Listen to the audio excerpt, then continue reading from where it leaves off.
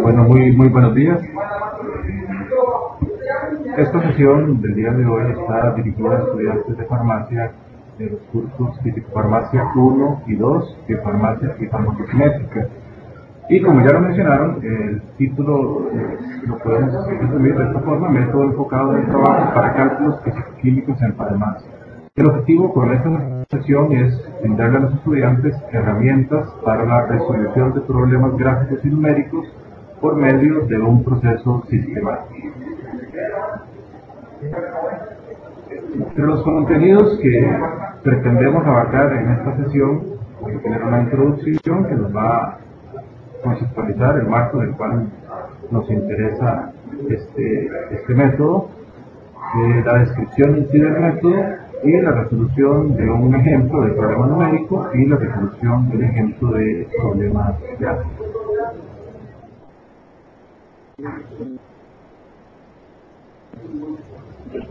Todos los contenidos que se utilizarán en esta presentación están basados en textos para que sirvan de referencia para aquellos que quieran verificar.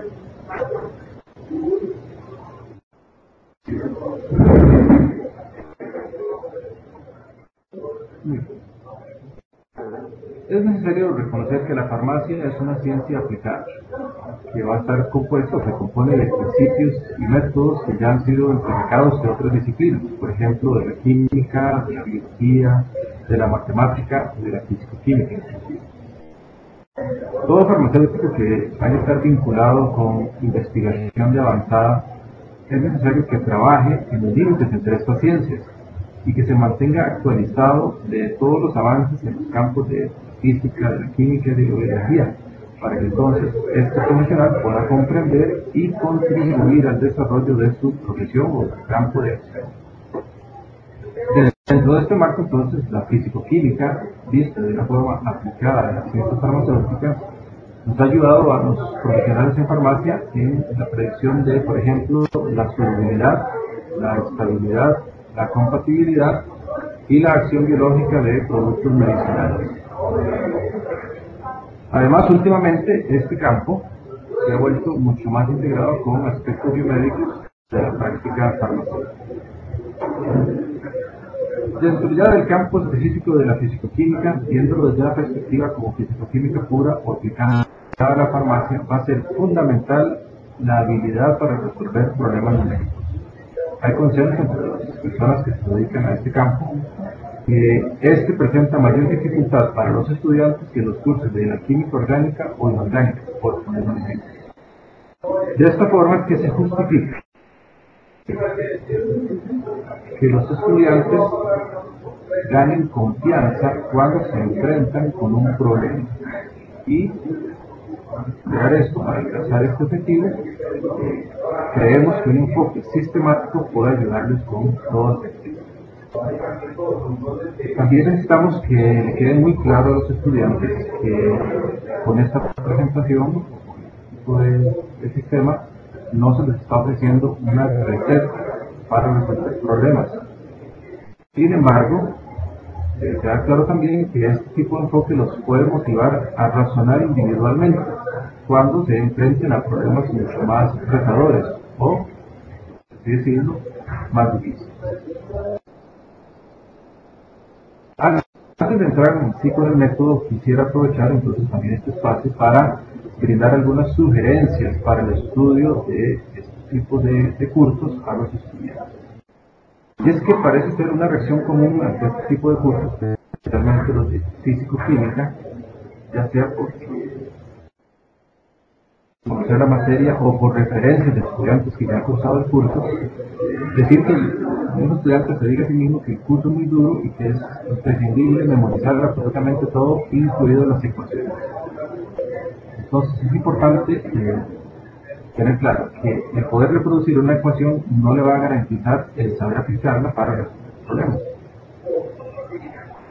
Es necesario entender las ecuaciones para poder utilizarlas correctamente. ¿Esto qué implica? Bueno, que es necesario conocer no solo el significado de los símbolos, que forman parte de la ecuación, sino también cuándo puede aplicarse y cuándo no puede aplicarse dicha ecuación.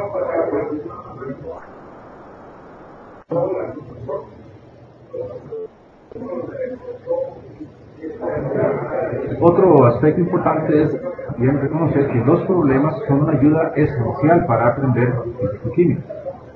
Entonces, una buena forma de comprobar si se ha comprendido una sección o un capítulo que estás estudiando es trabajar en problemas relevantes tan pronto como hayas estado estudiando.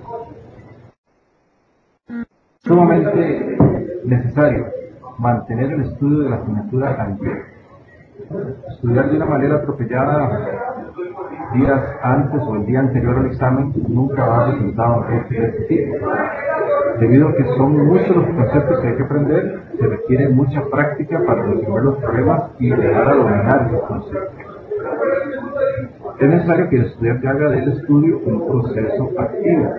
Por ejemplo, puede estar leyendo con un lápiz en la mano y utilizarlo cada vez que se encuentra una ecuación para verificar la misma, para subrayar ideas claves, para hacer anotaciones al margen o para apuntar aquellas preguntas que quisiera hacerle al profesor o profesores.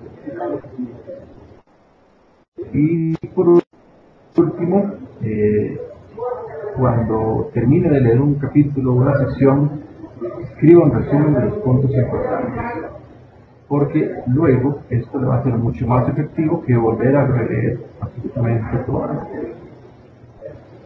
Y como conclusión, es necesario reconocer que a todos nos ocurre.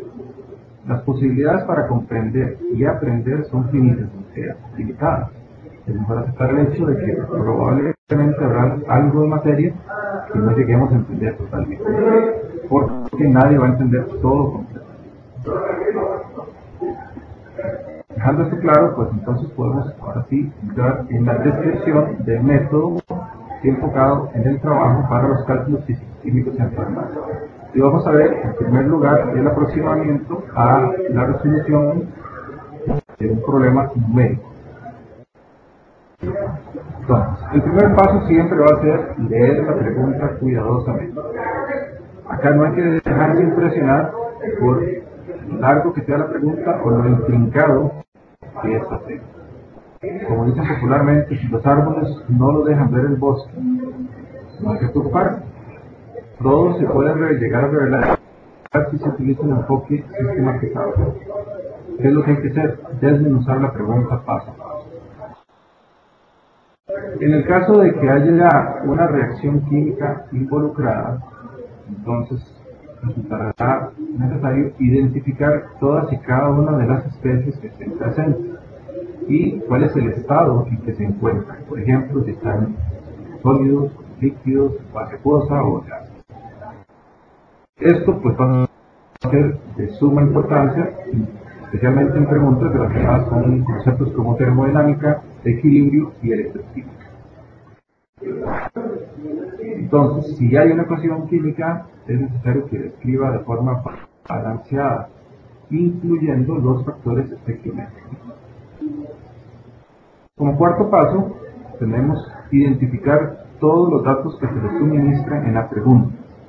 Incluye aquí, por favor, cualquier constante que esté involucrada. Quinto paso consiste en convertir todas las unidades a el mismo sistema. Por ejemplo, si me dan la temperatura en grados centígrados, puede cambiarla a Kelvin. Las horas, por ejemplo, pueden pasarse segundos, etc. Esto es con el único fin de asegurarnos de que cuando vayamos a sustituir en la fórmula que corresponde, las unidades de las cantidades físicas respectivas sean las apropiadas. El sexto paso consiste en identificar la incógnita en la pregunta. Por ejemplo, ¿cuál es la cantidad que específicamente se busca? No está claro, no duden en trazar un diagrama simple para que pueda identificar cuál es el problema, que es exactamente lo que se le está preguntando.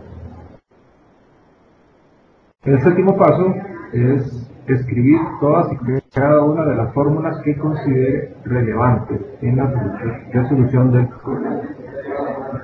¿Esto por qué? Porque la pregunta con mucha frecuencia va a involucrar no solo una, sino en algunas ocasiones más de una ecuación.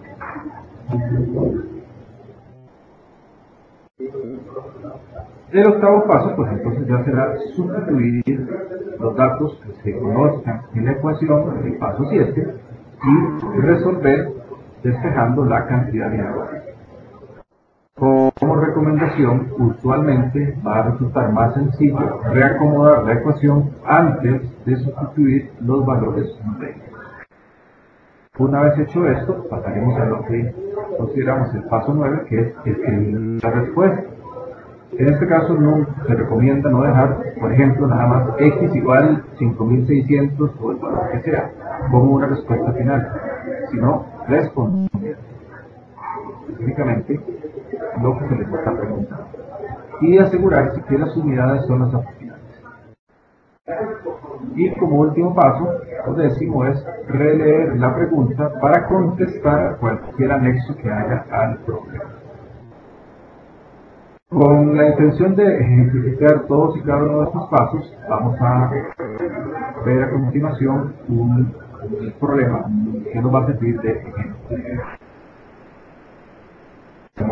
Dice así: un gas que ocupa un volumen de 2,5 litros a 0 grados centígrados y una presión de 1 atmósfera es transferido a un recipiente de 5,5 litros, en el cual la presión es de 50 kilopascales. ¿Cuál sería la temperatura del gas en el segundo recipiente? Vamos a proceder entonces a la resolución de este ejemplo utilizando el método que acabamos de ver. Entonces, el primer paso, siempre leer la pregunta cuidadosamente. Si nos parece que es complicada, entonces simplemente dividamos.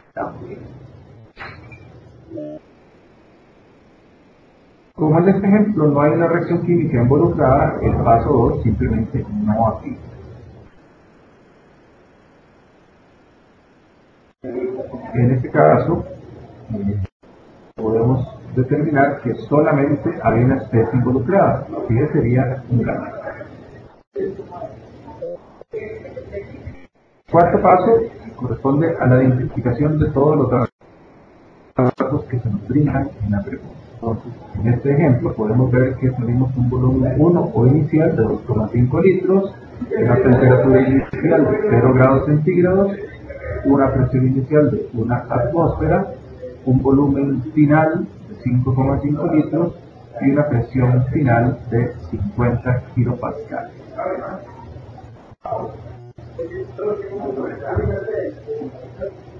El paso 5, que corresponde a la conversión de las unidades a un mismo sistema, en este caso será necesario transformar la temperatura de grados centígrados a grados Kelvin. En este caso, lo único que tenemos que hacer es a la temperatura en grados centígrados sumar 153, por lo tanto la temperatura 1 correspondería a 273 Kelvin. La presión 2 lo tenemos en kilopascales y en este caso nos resultará más conveniente trabajarla en atmósferas, por lo tanto usando el factor correspondiente para convertirla, el factor de conversión correspondiente. En este caso nos queda que la presión final corresponde a 0,4935 atmósferas.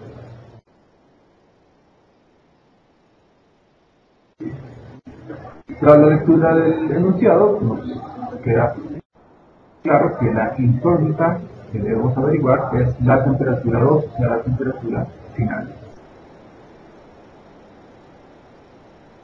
Dados los datos que nos brindan, la situación descrita por el enunciado y lo que se nos pregunta,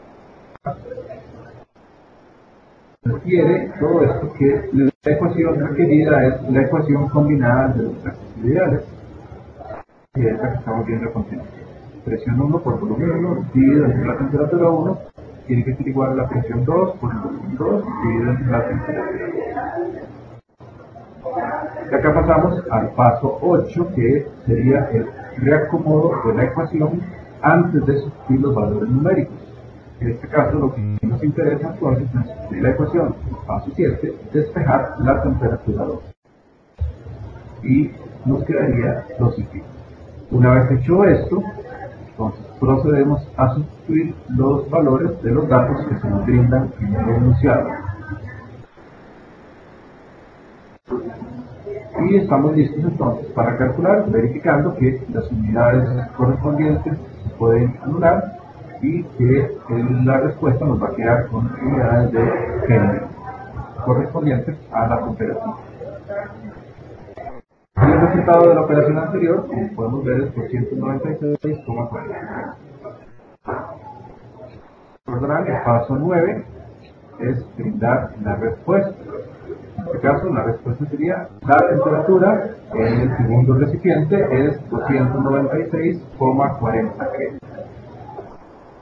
El paso 10, en este ejemplo, podemos omitirlo, dado que no hay preguntas adicionales, entonces no hay ningún anexo a la pregunta inicial.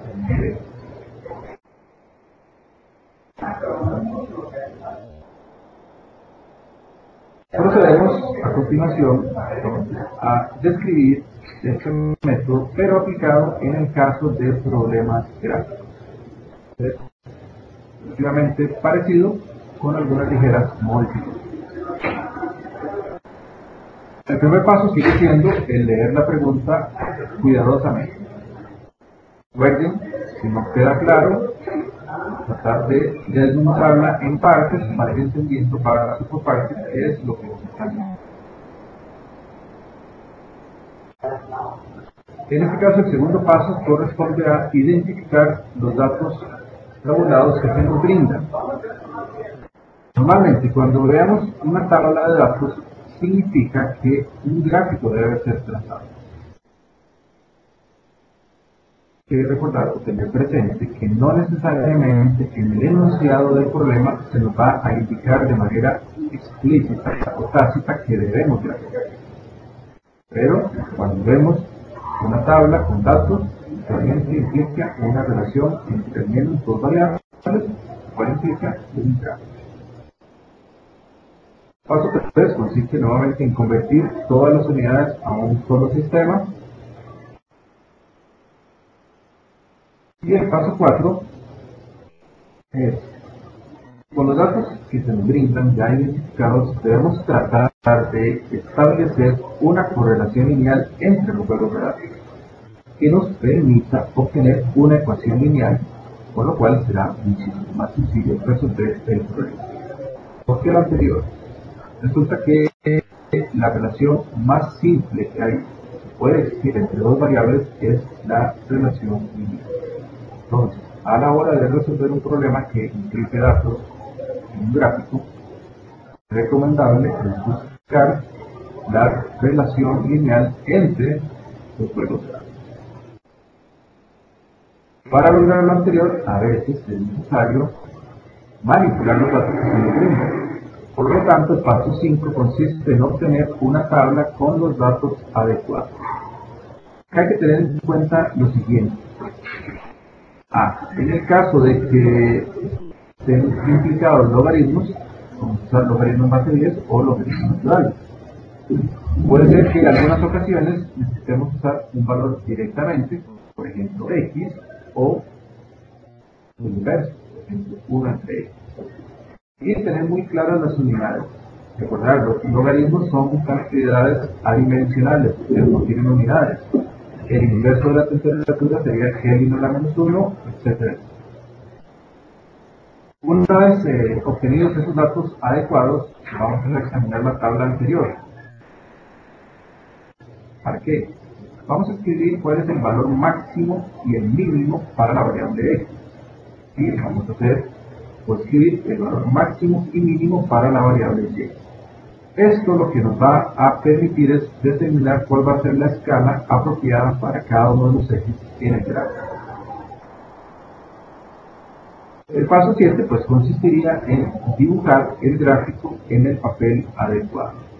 Y entiéndase, papel adecuado milimétrico, logarítmico o semilogarítmico, entre los que ocuparemos en este curso. Y voy a tener acá para recordarles algunos puntos importantísimos. En primer lugar, todo gráfico debe tener siempre un título. Es necesario que ambos ejes estén rotulados para es identificar qué variables están graficando en el mismo. Deben incluirse las unidades en los ejes. Cuando el dato a graficar tenga unidades, puede que los logaritmos o la absorbante, por ejemplo, son cantidades adimensionales, por lo tanto no se podrían ser unidades. Es necesario maximizar la escala del gráfico para tener mayor exactitud. No se ve muy bien y no permite un buen análisis, un gráfico que esté concentrado en una esquina del papel muy pequeñito. Por lo tanto, es importante, es necesario utilizar el máximo espacio posible. Luego, si lo están graficando, estamos seguros de que se obtiene una relación lineal. Entonces, debemos obtener la ecuación que va a ajustar esos puntos, lo cual lo haremos por medio del método de regresión lineal. Y una vez obtenida esta ecuación, es necesario trazar la recta del borde. Recuerden, por favor, que esta línea recta por ajuste no necesariamente va a contener alguno de los puntos verticales. Puede ser que no contenga a ninguno de los puntos verticales. Con la ecuación de esta línea recta es que usualmente se van a determinar los parámetros desconocidos, es decir, la incógnita del problema. Y por último, será necesario contestar cualquier anexo de la pregunta. Como hicimos en el caso del método para problemas numéricos, vamos a ver un ejemplo que nos permitirá ver con claridad y comprender estos pasos que explica la aplicación para problemas claves. Entonces, el ejemplo 2 dice lo siguiente: para la reacción donde A se descompone formando P, los siguientes datos se obtuvieron a 350 grados. Muestre gráficamente que esta es una reacción de orden 1 y determina el valor de K, la constante de velocidad de la reacción. Los datos de tiempo en minutos, 0, 10, 20, 30 y 40, y las concentraciones de A en unidades de 10 a la menos 3 mol litro a la menos. Entonces, me paso leer la pregunta cuidadosamente. En este caso es necesario trazar un gráfico, porque de hecho nos quieren demostrar que la cinética de la reacción es de orden 1 por medio del método gráfico. Por lo tanto, es imprescindible trazar un gráfico. En el enunciado del problema únicamente se nos brindan dos juegos de datos: el tiempo y la concentración. En este caso no resulta necesario convertir unidades, pueden trabajar directamente así como se nos brinda. Si la cinética de la reacción de descomposición de la sustancia A para dar P es de orden 1, la ecuación que relacione la concentración de A en cualquier tiempo con el tiempo de reacción, pues tiene que ser esta que veremos. El logaritmo natural de la concentración de A será igual a menos K por el tiempo más el logaritmo natural de la concentración de A tiempo cero, o sea, al inicio. Es decir, debemos demostrar que los datos que nos brindan se van a ajustar a esta ecuación que estamos viendo. Por lo tanto, es necesario obtener los valores del logaritmo natural de la concentración. Para eso construimos esta nueva tabla, donde tenemos los datos iniciales que se nos brindan, concentración de A y tiempo. Tenemos el logaritmo natural de A en la segunda columna de la tabla, y en la tercera columna pues, tenemos ya los valores del logaritmo natural de A, pero redondeados a únicamente 3 decimales. Esto pues, para facilitar al momento de graficar estos valores. Entonces, con estos datos que podemos observar en esta tabla, ya tenemos claro que la correlación lineal tiene que darse entre el logaritmo natural de la concentración de A y el tiempo. Por lo tanto, esto es lo que tú deberías graficar para obtener una línea recta. Igualmente, de los datos anteriores podemos calcular o podemos ver que el valor máximo en X es 40 y el mínimo es 0. Esto nos puede decir que la escala que podemos trazar para el eje X, sí, para el tiempo, puede ir desde 0 a 45, 50. En el caso del eje Y, tenemos un valor máximo de 0,92 y un mínimo de menos 0,151. Por lo tanto, la escala que podemos ocupar acá, a la hora de colocarlo en el papel, puede ir desde menos 0,2 hasta 1. Y así nos aseguramos de cubrir, graficar de manera bastante clara los datos experimentales. El paso 7 corresponde a dibujar el gráfico. Para esto vamos a ver una hoja de cálculos donde yo tengo ya los datos tabulados.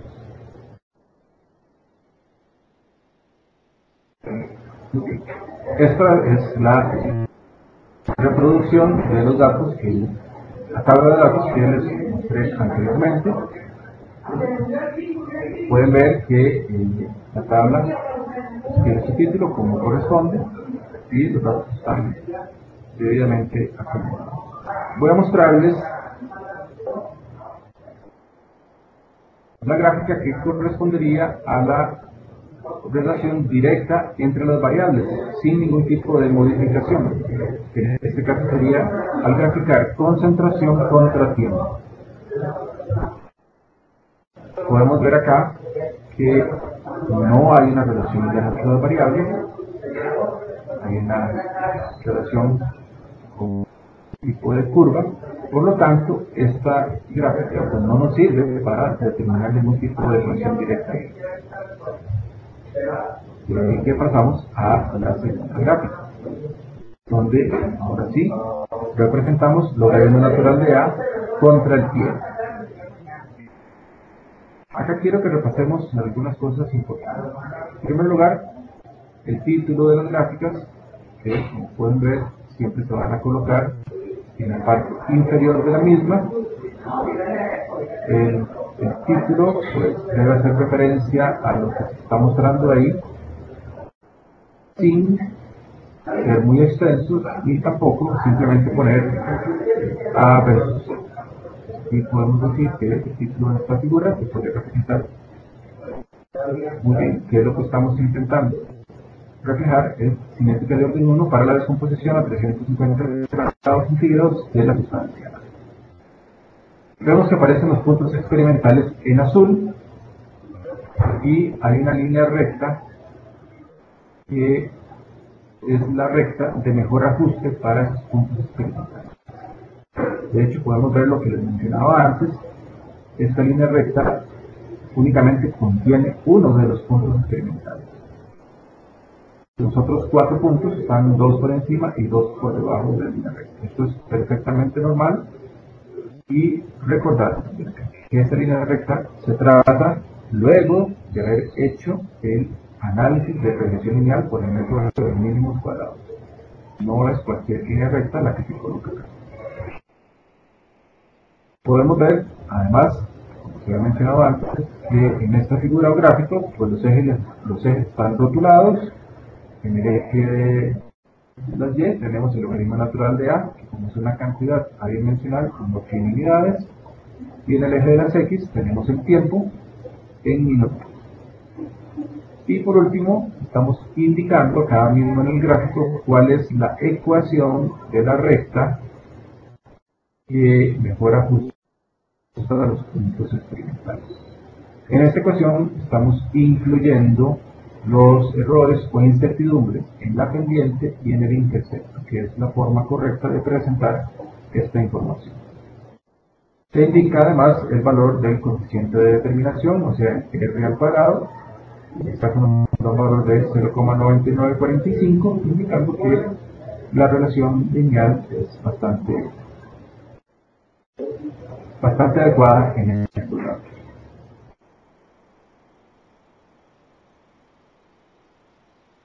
regresar a la presentación.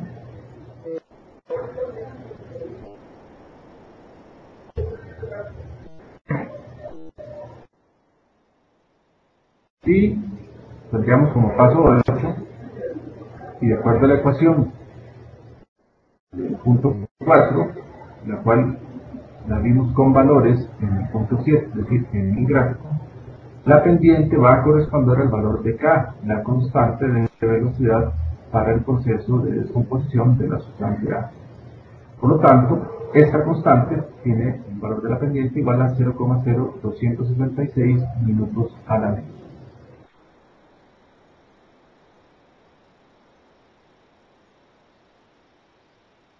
Y con esto, pues entonces, damos por concluido